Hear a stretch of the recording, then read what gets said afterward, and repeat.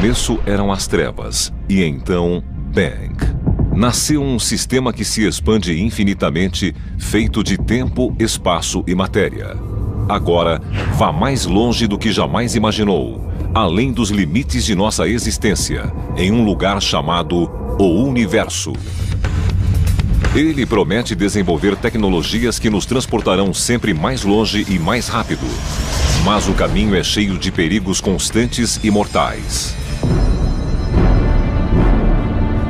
Viajar no espaço é como ser alvo num estande de tiro. Ele vai testar os limites da capacidade e do engenho humano. Se alguma coisa der errado, você vai fazer o quê? Nada. Você vai morrer. Bem-vindos à Era das Viagens Espaciais.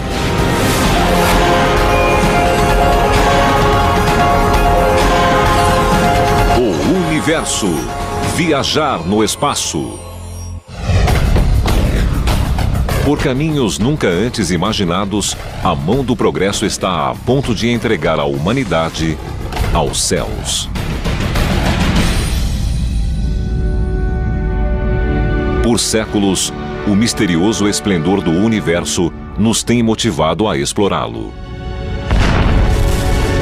Finalmente, seus mistérios estão ao alcance da mão e o destino do homem poderá ser cumprido. Não sei se está escrito em nossos genes, mas sempre que você vê algo na distância, sua curiosidade fica aguçada e você quer ver a coisa mais de perto. Então, apesar de os telescópios nos darem uma boa visão, se todas as coisas estiverem ao alcance de nosso programa espacial, por que não fazer a viagem? Saída em 10, 9, tudo em ordem, 5, 4 e... partida do ônibus espacial Atlantis. Liberar-nos dos grilhões de nosso próprio planeta foi uma das maiores conquistas da humanidade. Mas ninguém, desde 1972, se aventurou além da órbita da Terra. Nosso programa espacial está parado há 30 anos. E nos contentamos em girar em torno do planeta Terra. É como se Colombo chegasse ao Novo Mundo pela primeira vez e depois passasse o resto da vida explorando a costa da Espanha. Qual é o problema? O problema é que há uma palavrinha fatal de 5 letras que é custo. Custa cerca de $20 mil colocar 1 quilo de qualquer coisa em órbita. Imagine John Glenn feito de ouro maciço. É o que custa colocar ele ou você em órbita. Seriam necessários $20 milhões para você passar um fim de semana numa estação orbital. Custaria $500 milhão levar você à Lua. E levar você a Marte custaria dezenas de bilhões de dólares. Um jeito de reduzir o custo de chegar ao espaço seria encontrar um modo mais eficiente de escapar à gravidade da Terra. Lembra da história de João e o pé de feijão? João era um menino que subiu no pé de feijão até o céu. Bem, imagine um elevador espacial onde você aperta um botão para subir e ele o leva para os céus, tal como João e o pé de feijão. Em vez de ser construído de baixo para cima, o elevador espacial viria de cima para baixo. Um satélite em órbita geossincrônica soltaria um cabo de 100 mil quilômetros até a Terra, onde ele seria ancorado à superfície. Nós estamos muito perto de conseguir criar fibras que suportariam a tensão de viajar a enormes velocidades no espaço sideral. O elevador gira com a Terra, de modo que ele não cai nunca, porque faz um movimento de rotação junto com o planeta. O mecanismo do elevador simplesmente enrolaria o cabo, erguendo viajantes e suprimentos à órbita, onde ficaria uma primeira estação. O sistema substituiria inteiramente um lançamento de foguete convencional.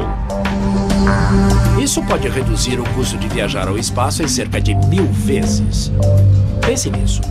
Logo, você vai concluir que viajar ao espaço custará quase como uma passagem de avião.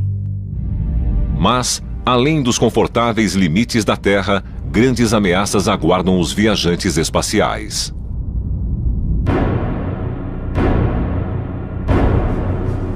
Voar no espaço sideral não é como dar um passeio de carro no campo. É mais como ir a um estande de tiro. Para o viajante desavisado, é como se o universo fizesse tiro ao alvo com ele. Há partículas no espaço do tamanho de um grão de pó ou do tamanho de um pedregulho que viajam a dezenas de milhares de quilômetros por hora e às vezes mais. Mais de 500 mil desses projéteis, medindo entre 2 e 3 centímetros de diâmetro, passam por nosso planeta neste momento. Isso inclui pedaços de vidro originários de células solares, pedaços de velhas espaçonaves e escombros de foguetes de lançamento. E no espaço mais profundo, o perigo aumenta, com meteoritos do tamanho de pedregulhos chamados micrometeoritos. Um pedacinho de poeira pode quebrar vidro, pode penetrar no metal, pode pulverizar plástico. E no espaço, isso acontece o tempo todo. Mas há um perigo ainda mais mortal, apesar de não sólido, que está à espreita: a radiação.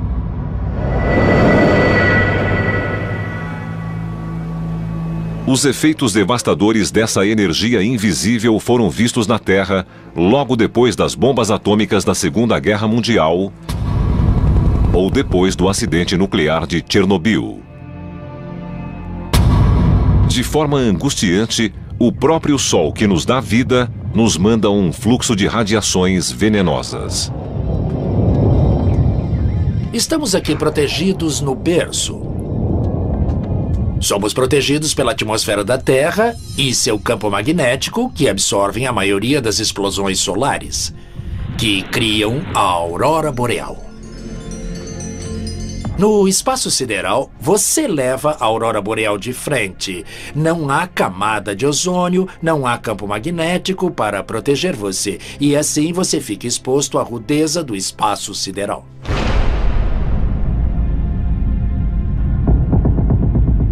À distância que estamos do Sol, cerca de 145 milhões de quilômetros, várias centenas de milhões de partículas solares passam através de cada centímetro quadrado de espaço a cada segundo à volta da Terra. Há partículas de alta energia nos atingindo o tempo todo. Mas de vez em quando há uma dose a mais de partículas. O Sol sofre explosões e emite muita radiação, o que não é bom. Esse nível de radiação não é bom para o DNA de ninguém. As manchas solares fazem irromper essa dose extra de radiação como uma bateria de canhões apontando para o cosmos. Não há como saber que a radiação virá antes de ela chegar. Infelizmente, o perigo da radiação permanece mesmo quando nos afastamos do Sol. É que há outra energia invasiva à espreita. Conhecidos como raios cósmicos galácticos, eles vêm de mundos distantes de estrelas que explodiram e de buracos negros.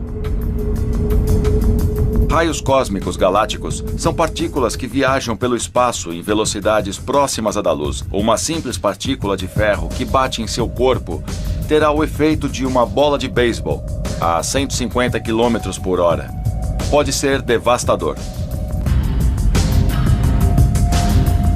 Apesar de partículas pesadas serem raras, se um astronauta tiver de sair da proteção da espaçonave, como acontece com frequência, milhares de raios cósmicos galácticos atingirão seu corpo a cada segundo.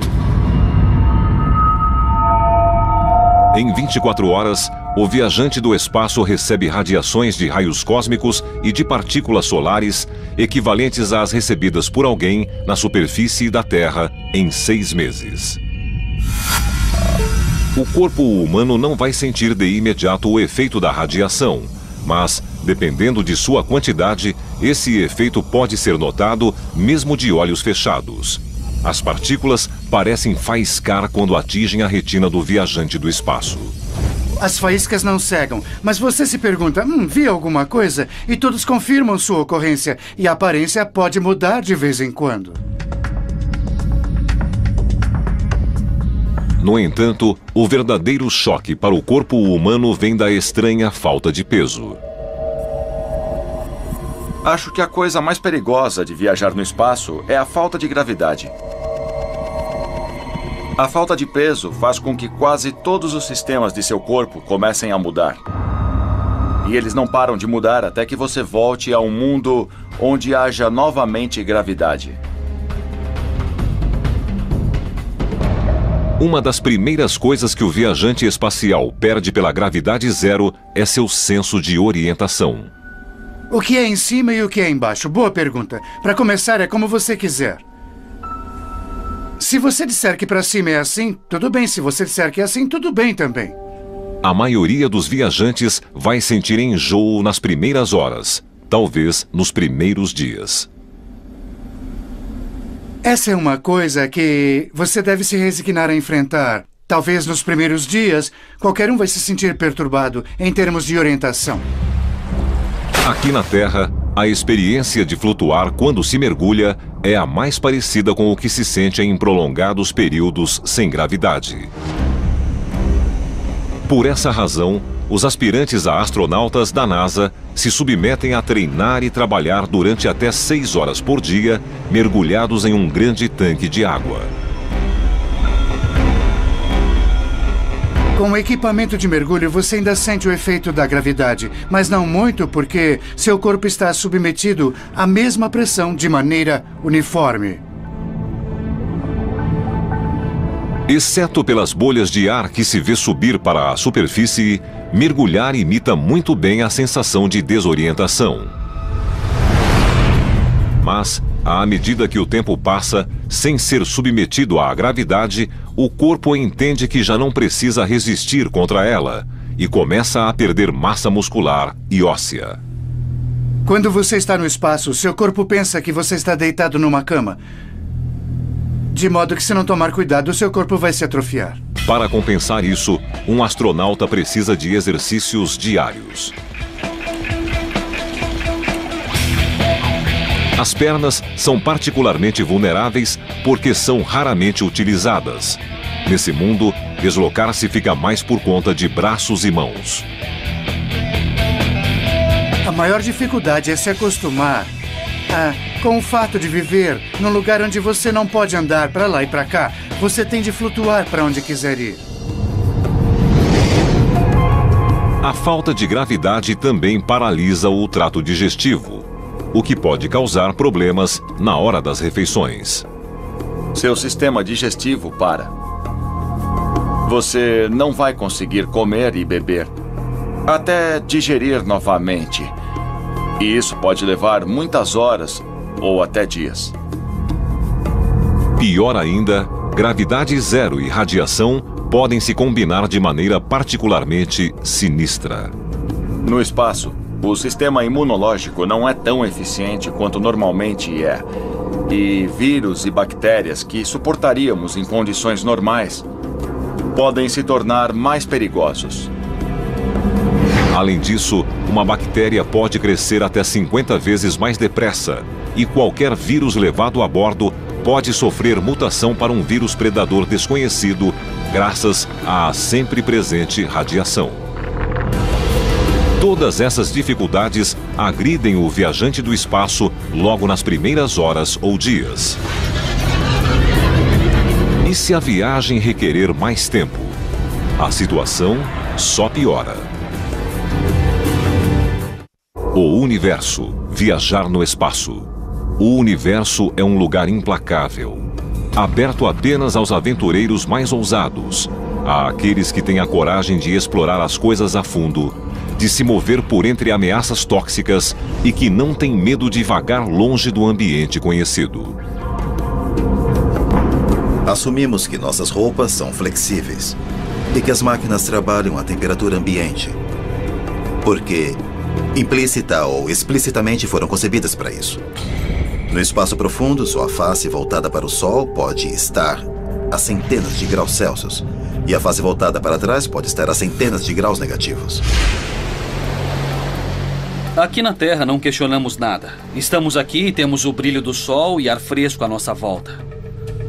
Lá em cima você fica num ecossistema fechado e tem de suprir todas as necessidades humanas que a Terra supre automaticamente para você. Você precisa manter a integridade do espaço para não haver rápida descompressão ou sufocação imediata. E a mesma realidade existe para um submarino que se move no oceano profundo. Ele provê um ambiente de preservação da vida de seus ocupantes contra o mundo hostil que o cerca. Se houver dano à espaçonave, um vazamento de ar, você morre. Se houver dano ao submarino, a água entra, você morre. Então, o isolamento, tanto físico quanto pessoal dos dois, é bem parecido. O potencial para um acontecimento catastrófico é constante. Quando está no meio do oceano, você só pode recorrer a si mesmo e a seus colegas. E o mesmo se aplica no espaço. As coisas devem se sustentar. Você não pode voltar, não pode correr à loja de ferragens, não pode consertar nada com alguma coisa que você não tenha trazido. Você só dispõe de seu engenho e das ferramentas que trouxe. No espaço sideral, você é retirado da espécie humana. O sentido de isolamento é extremamente forte.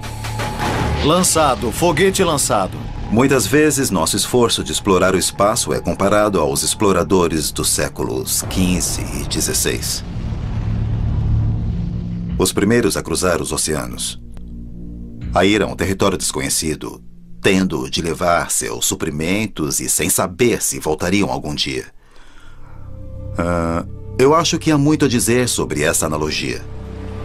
Mas ela tem um problema fundamental. Quando Cortés aportou na América, quando Colombo chegou ao Caribe, ainda havia ar para respirarem. E havia as frutas nas árvores. Imagine que os astronautas da Apollo 11, Neil Armstrong e Buzz Aldrin, descessem na Lua e seu motor quebrasse.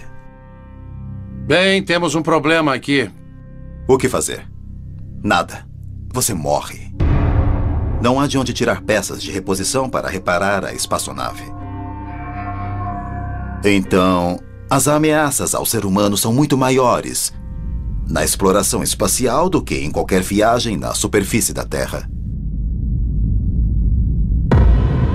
Não há posto de serviços em caso de pane, se a nave ficar sem combustível ou se alguém quiser tomar algo. Um dos desafios da exploração espacial é que ou você leva todos os suprimentos de que precisa, água, comida, oxigênio, ou dá um jeito de produzir isso no caminho ou no destino. Ainda não chegamos lá. Ainda não sabemos como fazer. Então o risco é de algo dar errado e você precisar de comida ou de água. Isso é fatal. Você morre. Cada gole, cada gota de água é preciosa. Em uma viagem espacial, não há coisas como um chuveiro. A única opção é um pano molhado. Isso é bem diferente do que os quase 500 litros de água que cada americano gasta por dia. Comer a bordo também vai exigir adaptações. Você pode levar frutas e verduras frescas para alguns dias, cenouras e maçãs, coisas assim. Mas para missões mais longas, você precisa de comida que se guarde, que dure muito tempo sem estragar ou apodrecer. Mesmo assim, os astronautas concordam em dizer que os riscos são largamente compensados pela chance de ver as maravilhas do cosmos em pessoa. Eu sei como eles se sentiram porque reportaram coisas do tipo: você podia levantar o polegar e encobrir a Terra com ele. Parece que isso deu a eles uma visão totalmente nova de como essa bolinha azul, a Terra, é incrível e preciosa na imensidão do sistema solar.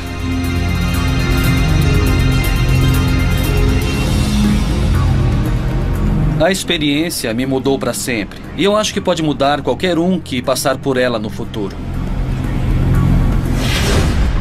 No entanto, a duração de viagens futuras pode limitar as experiências possíveis aos viajantes do espaço. As distâncias de nosso universo são um desafio à compreensão. Se nosso Sol fosse uma bola de basquete, nossa Terra teria o tamanho de uma ervilha.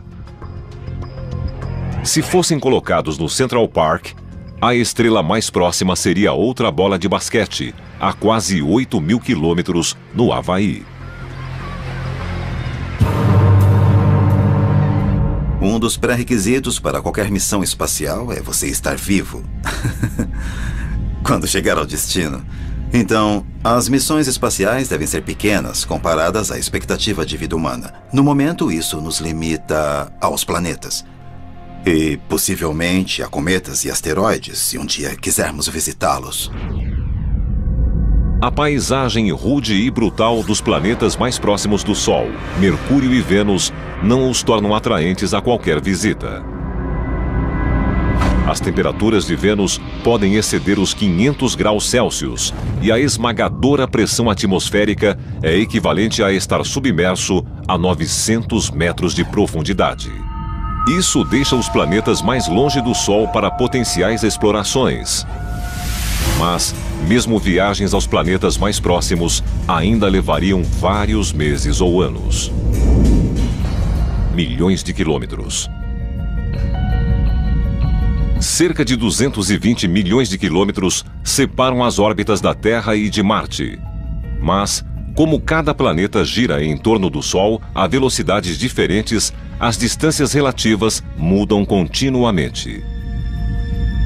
O problema de ir a Marte é que ele só se alinha com a Terra uma vez a cada 2 anos. Com a atual tecnologia de foguetes a combustível químico, um voo saindo da Terra em direção a Marte em 2018, quando os dois planetas estiverem do mesmo lado em relação ao Sol, poderia durar 104 dias, menos de 4 meses. Depois de uma estada de 40 dias, a viagem de volta vai exigir pouco mais de 6 meses. Isso dá um ano inteiro entre ida e volta. Mas uma viagem partindo em 2031, quando a Terra e Marte estiverem em oposição em relação ao Sol, exigiria cerca de 20 meses, quase 2 anos de viagem. São quase 2 anos longe de qualquer forma de vida. Cometas que não passam de grandes bolas de neve passam perto da Terra o suficiente para fazer a viagem em poucos meses. Encontre um cometa a caminho do Sol e embarque nele. Veja a cabeça crescer e a cauda se formar e veja o Sol. Primeiro devagar, depois bem depressa, ficar maior e maior. E você dá a volta nele e volta. Deve ser a viagem mais divertida que há no Sistema Solar. Seria perigoso porque partículas do cometa poderiam se desprender, atingir o seu rosto, mas fora essas coisas que podem matar, a viagem seria divertida. Logo após a órbita de Marte, asteroides voam a poucos anos de viagem da Terra. Futuras agências de viagem podem conseguir versões cósmicas de férias radicais, com a exploração do ambiente único desses planetas em miniatura. Vão colocá-lo num trenó e catapultá-lo no espaço, de modo que a pequena gravidade do asteroide vai mantê-lo em órbita, mas não vai puxá-lo para baixo. Seria um bom passeio.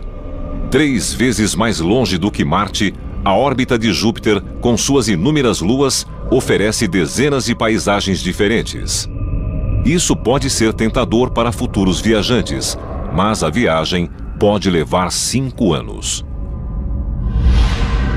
Saturno está a quase o dobro da distância de Júpiter, e a ideia de uma viagem de décadas pode ser insuportável. Mas há tecnologias que podem reduzir o tempo que leva a ir a Marte a poucos dias. O universo, viajar no espaço.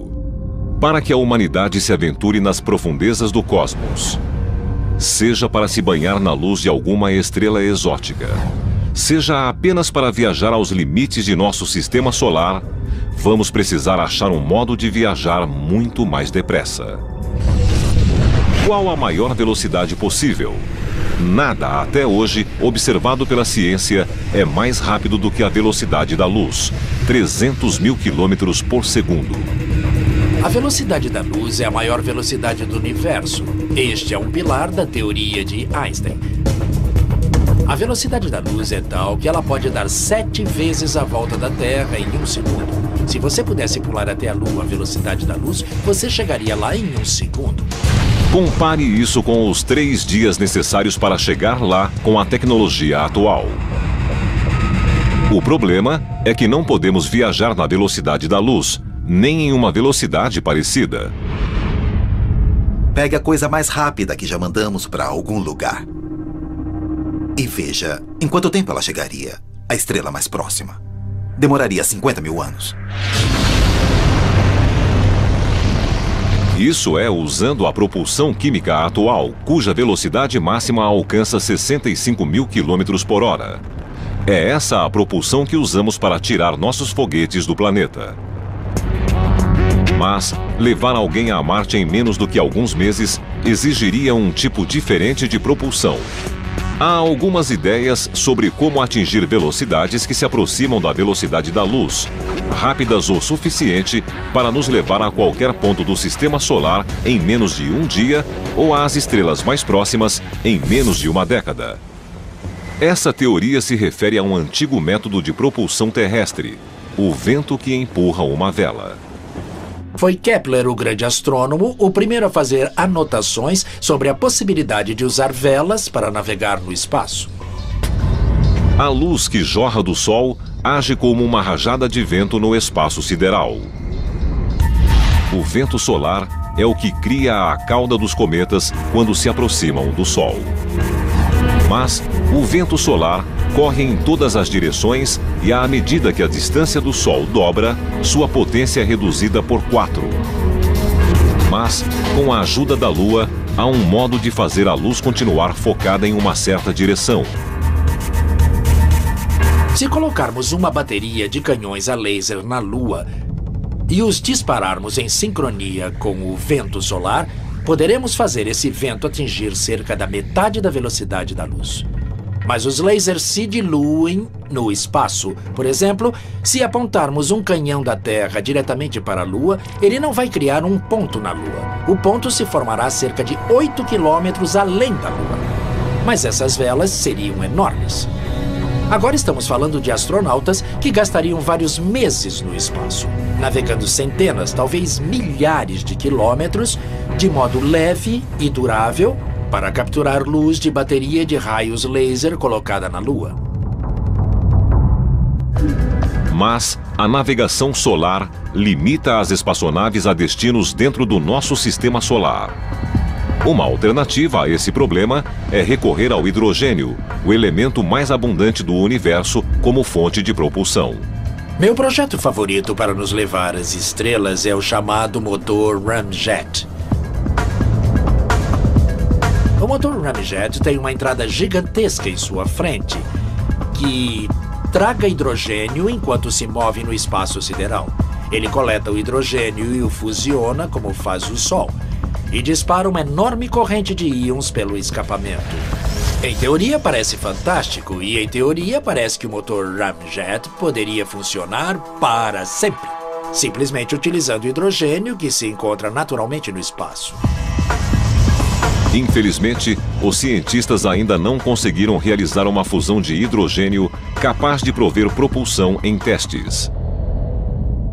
Mas há outra fonte potencial de combustível, que parece diretamente saída da ficção científica, mas que já foi criada em laboratórios. É a antimatéria, o oposto de tudo o que conhecemos.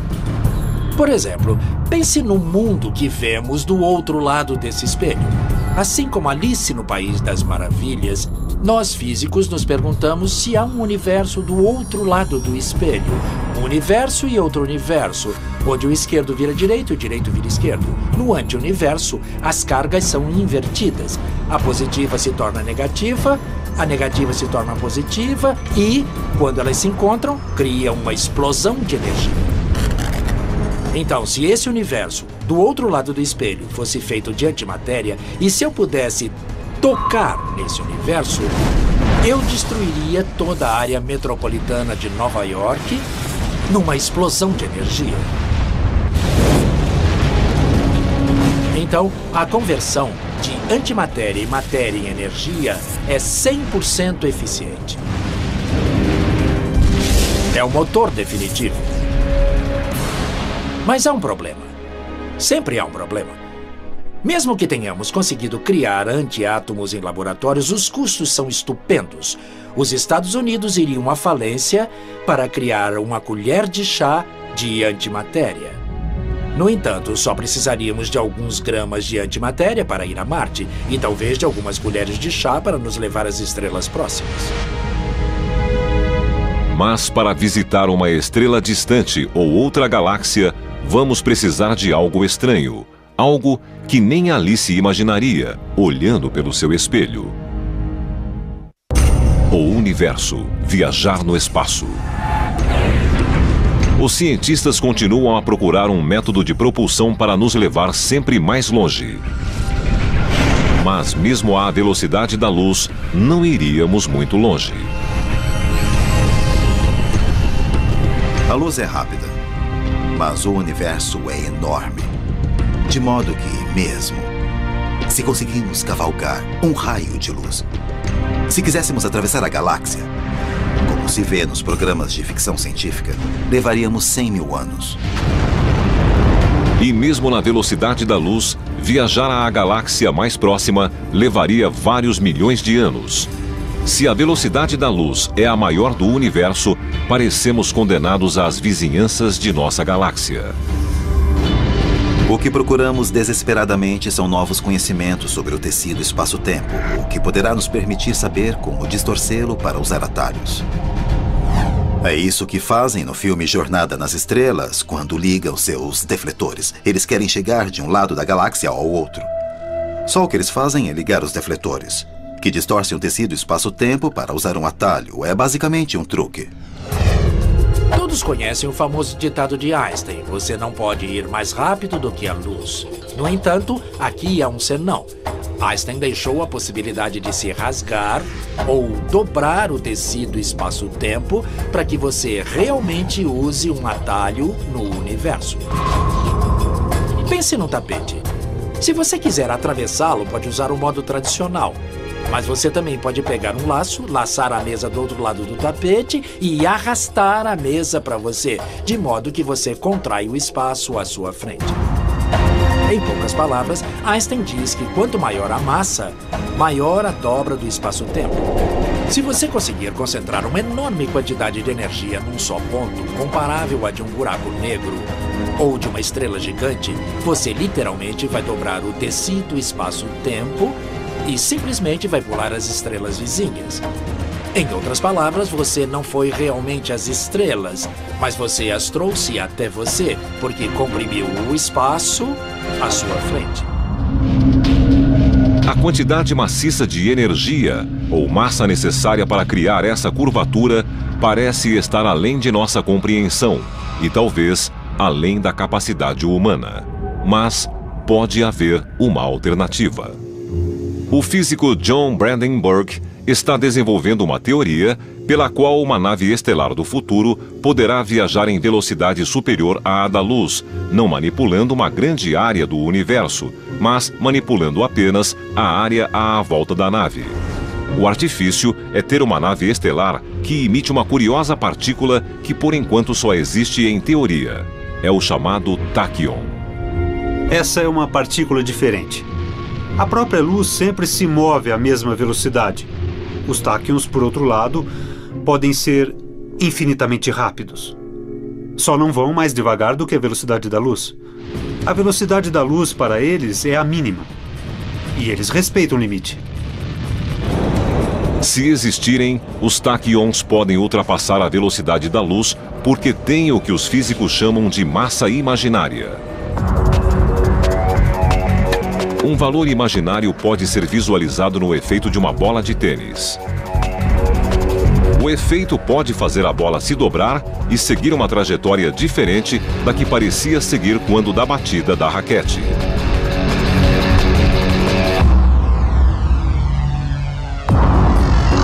Do mesmo modo, um táquion não é visto no universo e pode quebrar os limites de velocidade.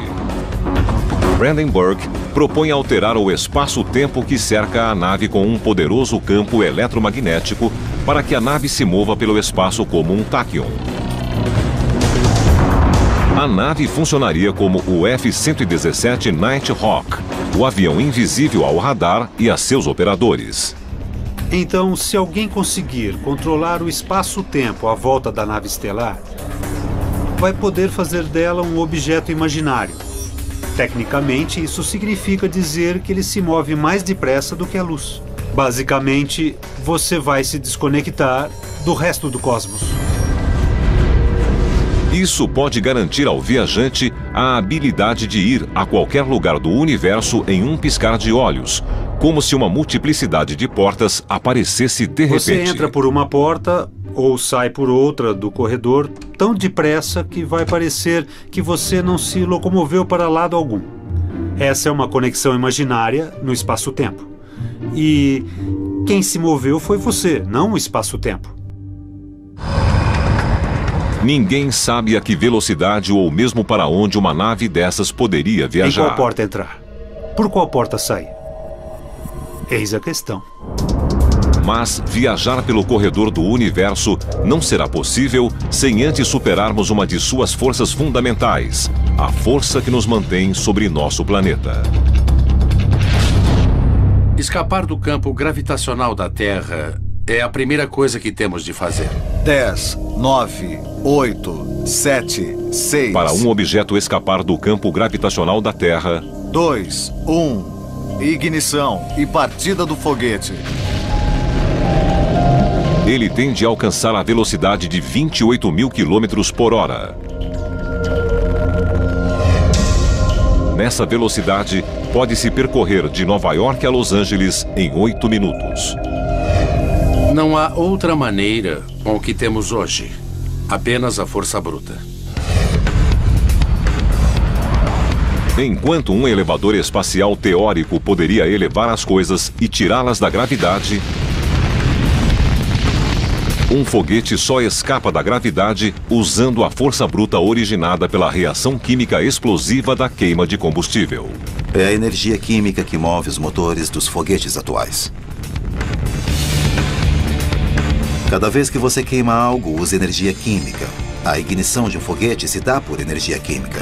Cada vez que você liga o motor de seu carro, você usa energia química armazenada na gasolina. Só o combustível pode representar 90% do peso total da espaçonave.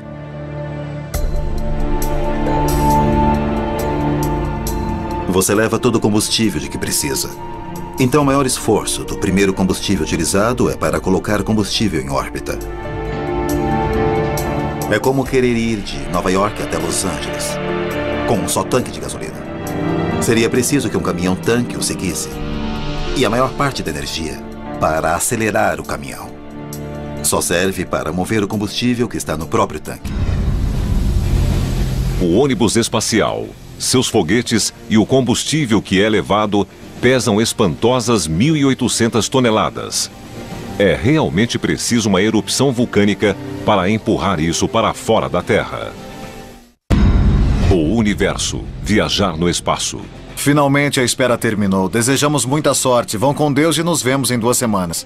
Partir para uma jornada no espaço hoje significa que os viajantes devem gerenciar uma explosão controlada. Devemos gerar de 1,5 a 2 vezes o peso do veículo em propulsão para tirá-lo do chão. Colocar o ônibus espacial em velocidade exige um empuxo de 7 milhões de libras. Para ter uma ideia dessa grandeza... Estou segurando na mão esta bola de 1 libra de peso. Se eu a segurar e ficar parado, estou exercendo uma força de 1 libra. Se eu abaixar a bola, vou exercer uma força menor do que 1 libra. Se a levantar, uma força maior do que 1 libra. O empuxo deve ser um pouco maior do que o peso do objeto para movê-lo. Uma bexiga de encher pode ilustrar como se move um foguete. É quase como o bico injetor de um motor. Você segura, controla, depois solta. O que procuramos fazer é passar o máximo de ar pela boca do balão quando ele está expandido. A pressão sai pela boca e empurra o balão na mesma direção. Quando os astronautas de hoje embarcam para uma viagem espacial, eles se amarram a gigantescos tanques que contêm a massa necessária, ou seja, a milhares de toneladas de hidrogênio altamente combustível e oxigênio, esperando para serem ejetados. Só é preciso uma faísca.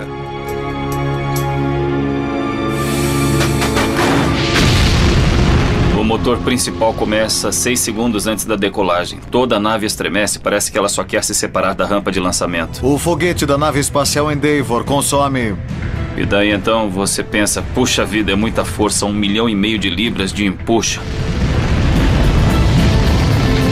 É quase surreal. Você acha que não está acontecendo. Mas é algo que você quer fazer há muitos anos e está acontecendo. É como conduzir um terremoto. Você gastou milhões de dólares em combustível só para os primeiros 2 minutos de voo, quando os foguetes de impulso se separam. A separação dos 2 foguetes mais parece uma trombada de trens. A sensação é de aceleração, sempre mais, à medida que se queima o combustível do tanque principal. Então, pelos próximos 6 minutos, você acelera até o ponto de sentir 3 Gs. 3 vezes a força da gravidade terrestre. A sensação é de ter um gorila sentado no seu peito.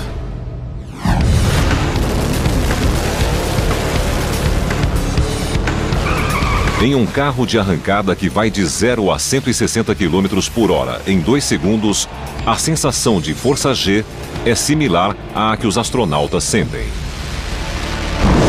A nave continua a acelerar e você vê a velocidade se medir em milhares de quilômetros por hora, até chegar a 25 vezes a velocidade do som. Então há um corte e tudo passa a flutuar. Você está no espaço. O espaço não é tão longe, ele está a 8,5 minutos da Terra. O próximo passo em direção à aventura de conhecer novos mundos espaço afora será visitar uma velha amiga.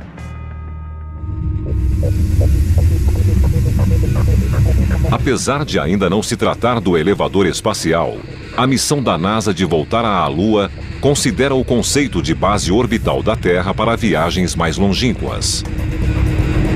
O programa Constelação da NASA, sucessor do legendário Projeto Apollo, prevê uma implantação na Lua em 2020. 2 foguetes separados estão na base do plano. O foguete não tripulado Ares 5, mais alto do que um campo de futebol, colocado em pé, vai levar módulos de aterrissagem, suprimentos e uma base de lançamento de foguetes em órbita que ficará esperando os astronautas.